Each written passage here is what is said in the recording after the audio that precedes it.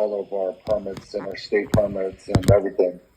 And so that's where we're coming. We're coming from that extent of how we ended up learning, what's going on with the bond situation in court, what are bonds and how they were endorsed, and who the court is really dealing with as far as like a beneficiary trustee and who we are, who we're supposed to be, and who can talk, who can't talk, who's dead, who's not dead, all that stuff that they try to play in interim jurisdiction. I had to baby step that and learn the process through criminal stuff that they try to impose on us, And so that's where we learned financially about the bonds. And then when we dug a little bit deeper, we ended up understanding that we endorse all those securities anyways, that they're creating securities with our endorsement and circulating them and saying that we abandon these bonds and that they get to, take control because they are the trustee. At the end of the day, they're the trustee and they're giving them the permission. If you signed any documents, you gave them permission to do it. But at the end of the, and we sit in our minor estate. So understanding, how to process the books also is a very important thing that we learned, with this thing, because this is all about bookkeeping. It has nothing to do with money. There is no money. This is a digital accredited situation that they're circulating. I mean, if you go to the Treasury Direct account, online, they explain to you what everything is, all the different bonds, all the different sureties, and then all the different, the Federal Reserve note. They explain to you how it's supposed to be circulated, how we're supposed to be using it, and how, all the instructions for all those are there also. So that's pretty much where we came into the situation. And, Freeman, he's the only, him and a couple other people are the only folks that I know that I can be like, I can actually look them up and be like, they're a secured party online. I can be like, let me look your name up, and their whole foreign grantor trust, everything comes up, the foreign, the debt, all that stuff. It's on the index when you look their names up. It says secured party, and it has all the information, who, what, the straw man and everything's in there, and it shows you what, the estate and everything. So if that's what I've been going by, because like I said, we've failed so much that we understand kind of what's happening right now. We're our last state. Right now we're dealing with Kansas City with the financial institution to do its last transactions with sureties. And so we've had to go through 3 different branches. Let me see, 4 different branches, which are pretty much the same office. It's just they got different cubicles, I guess, inside the office. And so we didn't understand that there was an IRS that works with the Treasury Department, and then there was a IRS that was for commercial, the NREM IRS, right? So once we understood that, then we it was just too late. We've been, doing the chain of command, but we learned, we ended up learning what we needed to do, and you still need to file with all these different offices on their filing, on their circuit. You need to file all your information with each one of these places so you can even get to the last office, which is the Kansas City institution, the financial institution where they do all the transactions financially. So once everybody has it, they have to have it too. So that's where we were at before. We didn't know that every single branch needed to have it, and then so we finally ended up finishing with the IRS inside of the Treasury Department, and then they are the ones that directed us over to the Treasury Department over in Kansas City for the financial trust. So right now, that's where we're at. We're actually receiving bonds back through a 1099 OID that they had made that they made and circulated when we went to court. So that's where we're at. So doing all that from this situation is where we found out the secured party, the financial minor, CFR 31, 31, 328.4.5.6, those are very important. You have your Bill of Exchange Act, your Stamp Duties Act, your Securities Act. That's where this NREM kind of thing is, but it's also the private law. So what these people are, like I'm sure we've all known, these people have taken the scripture of the law, what it really is, and they bastardized it and put this MREM search situation in it, kind of mimicking scripture and law a little bit, and then, they're collateralizing us, and they're suretying us and bonding us, and they're the trust. Have you guys ever seen a movie? I don't know if you guys seen a movie that just came out. It's with Leonardo DiCaprio and Robert De Niro. It's the latest movie that just came out. It's The Killers of the Moonflower, something like that. I haven't seen it. If you get a chance to take a look at that movie, you're going to really see how the trust works. And the way that they situated the whole situation is exactly what they did to them. You know what I'm saying? Yeah. So that's what they did to us. So that's what they did to everybody. That's what they did to the Indians. That's what this trust is. You know what I'm saying? So yep. Yeah. So that's what the trust is. That's what and that's how it all. Thing is that we need to understand, of course, trust law and how that operates and move around, because at the end of the day, your straw man is a beneficiary, and that's a very, very important structure of this whole thing, and then realizing the separation into the private sector, and then who you are, and I guess, being able to move in the proper capacity in the private sector with these guys, recognizing it too, with the whole world recognizing it also, not just the United States, right? So, yeah, that's pretty much in a nutshell where we're at with this situation, And I mean, we like I said, go ahead. So it's very important to have a trust and have it all recorded and everything. We have a private trust. Yes, is that right? Man, I mean, the IRS specifically says that. You know what I'm saying? You out? The IRS specifically states that. CFR specifically states that, and CFR 31. If you start reading from chapter 1, start reading on. They're going to start breaking it down. Who the guardian is. Okay, no, who the guardian is, who the guardian can be, how that structure operates. It's just like I said. At the end of the day, we're operating in a trust, kind of environment right now, and they're acting as our trustees. And what I mean they is anybody that takes your Social Security card. So anybody that takes your Social Security card.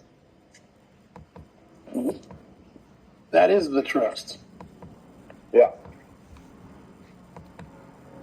Well, that's the so we all have a dividend number, right? An account number that we're all we all get dividends from this trust. We're supposed to be getting dividends from this trust, right? There's a massive trust, and we are a beneficiary in that, and we have an account number with that trust, right? And we're supposed to be receiving dividends from that trust. Yep. That's how that operates. But since we don't know, since we don't know how that operates and how to go ask for it, how to work it, or how to do any of that situation, it just sits there, and then they use all the tax money. Just Nancy Pelosi lines her pocket with it, Yep. So the thing is understanding what's happening, like, in the trust that's upon you, and how to navigate them with the means that they've given to us to use it. There's remedy there. So we know that our trust check is in the form of a 1099-A. We have another trust check is the 1040-V or 1041-V. So it's really understanding how those operate, how those move, and how to process them. That's the whole thing. Nobody knows. That's the thing how do we make this move? Like, what we all need to realize, this is all about this is all financial institution. Everything is. I don't care what they put in, how they do it, but they've merged it in with scripture. Don't have to. With with scripture. Because what's the number one? Yep. What's the number one law of the land? The Bible. Yeah, exactly. It's a banker's manual. Yeah, the Bible is a trust indenture. Who's the beneficiary? We are. Doesn't it tell you the instructions on how to use the land, what to do, how to do it? Like it gives you every instruction on what to do with every single thing. How to operate in business, how to do contracts, how to treat your women. It has everything. What you have, what you don't have, what you can do, what you can't do. It's a trust indenture. Beneficiary. Yep. And so that's what they did with this, the in rem situation that they put us on. The Constitution is just saying, yeah, we support that. That's who we are, and these are the laws that are going to support that, the scriptures, right? And then the whole world understands it, because then now you have UCC code, Uniform Commercial Code, that is structured underneath that too. It's just that it's in the commercial sector of it, So if you it's great, man. This is using equity, man. exactly what it is. It's realistic. If you look at everything with equity eyes, it changes the whole game. Yes, exactly. Like I said, if you look at everything like that, look at it with, there's Private and public. Yeah, like a private and public, and the real estate. The real estate. Probate. Yep. What defines probate and why and how they, that whole situation. They're incorporated, non-corporated, getting understanding what their board is, who they are as a corporation, how they've instilled their territory, how they think that they got jurisdiction. It's automatically liable for taxes.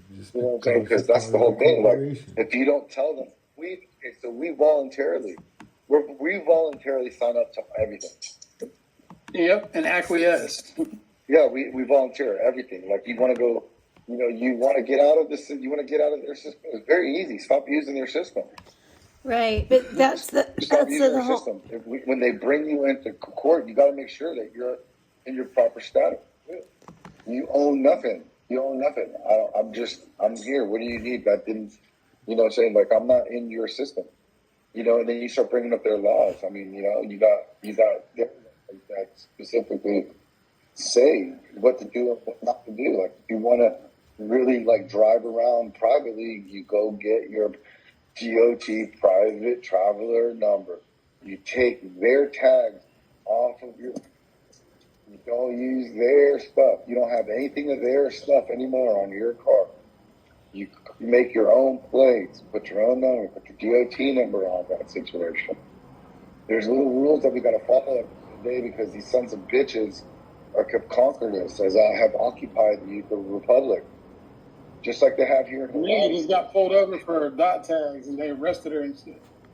Yeah. Tony, can you help her go get a big old fat lawsuit from that for her being detained? It's not even that. Like it's like a fee schedule in, and then what you're really going to do is you're going to make them follow the rules. So if they're incarcerating you illegally for traveling, she's got to do some stuff. She's got to put into the records her own affidavit of truth and facts. She needs to file a 3949A. She needs to file a 1099 OID. She needs to file some documents and letting them know that, hey, I know what's going on. And I don't have a trustee, but there's a remedy here for the straw man.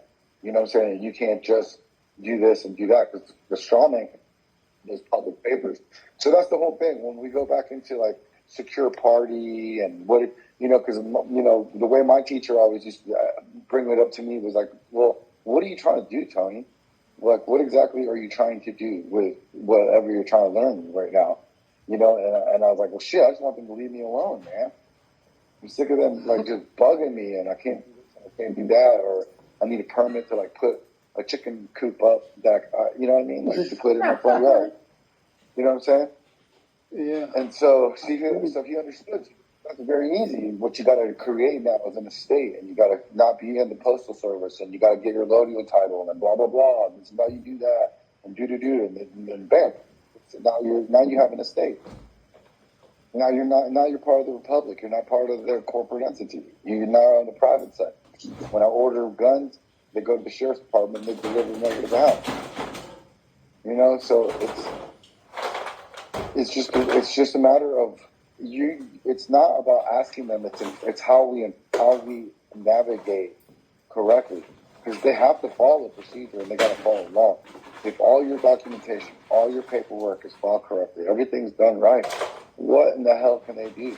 Now, if they at that point decide to incarcerate you and all that, that's the part that people are scared of. Like me, I know I could be out in about a week because I've done it. They've done it. They do it to me. They try to fucking throw me in jail all the time. They used to try to throw me in jail all the time. You know what I'm saying? So it's like, what, you know, I don't know, man. I don't know. It's like I said, at the end of the day, it's you know, understanding who they are, their in rem, and what persona. None. I'm the real. We're the real men. We're the real people, and everything that you guys need here is my endorsement to do whatever the hell you guys are thinking that you can do. And at the end of the day, I will pay for whatever because that's what my duty is. But you guys will too. And when we find out you're doing fraud, because that's exactly what you're doing, you guys are going to be in trouble for doing what you guys are doing, not me. Because if you follow what you're supposed to do and CFR and follow the Treasury Direct, you gotta file that 3949A.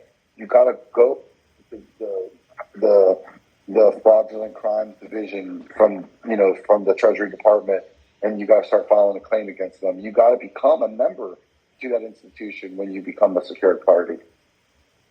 It's not like you're just like, and then like at the end of the day, it's like I said, what are you trying to do? Like a secured party now, it becomes in the private sector. You're going to become the executor of the estate, right? So now the secured party is now you're pretty much saying the executor for the estate, and now you're going to be operating like the trustee and the public side, you know, or the private side, the public side would be the trustee, called the trustee, right? So once you can establish that loop, you know, like I said, at the end of the day, we're the ones that endorse everything. We're the ones that make surety. So now when you become a secured party, that's when you can actually start using instruments, processing. You know, there's a way to process instruments. You need a bank that's going to act as a fiduciary as privately. They got to intake you with your trust or whatever, with your trust, because that's the way we do it, with your trust. And then those guys are going to be transferring and moving instruments for you and processing them for you. You know, so that's the only thing that separates the straw man from the private secured party is now when you become a secured party, when you create, you know, these promissory notes and these securities, you know what I'm saying? Now you can actually process these correctly through your bank and skip the middleman. It's all it is. So like if you want to go get a new house or a car, you need to go get their purchase order for it. You need to have them sign it, have it ready to go. Like, yes, this is what we're going to do. I'm going to pay you out cash. All right. Well, instead of using them to endorse that bond paper and that surety, you're just going to process it correctly, like they say in 31 CFR, right? 328.5, right? And you're going to process that correctly with your bank. And then now your bank is going to process it instead of having these fucking guys process it. for you and do what they do with it, and then underwrite it and throw it in the second and third market, and keep doing what they do, circulating it. You can do that. We do that. We do that ourselves. Now, Tony, that's the difference between. Tony, can you guys we are trying really hard to figure out how to help Ryan get out of these warrants. He's about to have a baby in Ohio. He's got to be up there by the 10th.